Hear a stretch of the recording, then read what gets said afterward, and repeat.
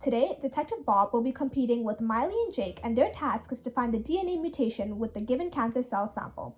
Detective Bob will be using the Southern blotting technique to solve this case. Detective Bob's Southern blotting experience. Bob first takes a denatured DNA sample that has been digested by several restriction enzymes and runs it through a gel electrophoresis process, which separates the DNA fragments by size. It is then transferred onto a membrane support filter. The second lane represents the separated fragments of the DNA sample. The membrane filter is then soaked in a solution of radio-labeled probes. These probes are designed specifically to be complementary to the gene of interest, such that in the presence of the gene, the probes can bind to the gene and therefore fluoresce the fragments of DNA in which the gene is located. This can be visualized under a UV light. Bob suspects that the mutation is in the p53 gene, which is a tumor suppressor needed for regulated cell growth.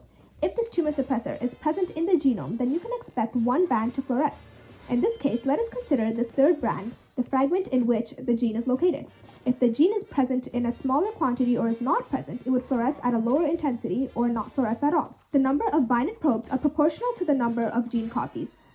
Thus, a lower intensity of fluorescence would indicate less copies of a gene. Bob hears Miley crying.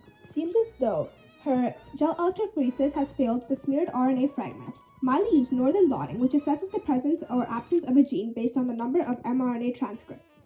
Her gel electrophoresis must have failed because RNA is very unstable and therefore degraded by RNA-degrading enzymes.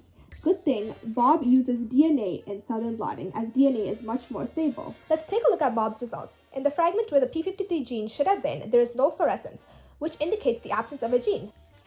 If a DNA band is fluorescing brighter than what is expected, there must have been amplifications within that gene. If the fluorescence is on a DNA fragment, which is not the expected DNA fragment, there must have been translocation occurring. Jake is racing us to the finish line. Jake was testing for the overexpression of the CNEU gene using Western blotting. He's separating the protein products by size and analyzing their expression.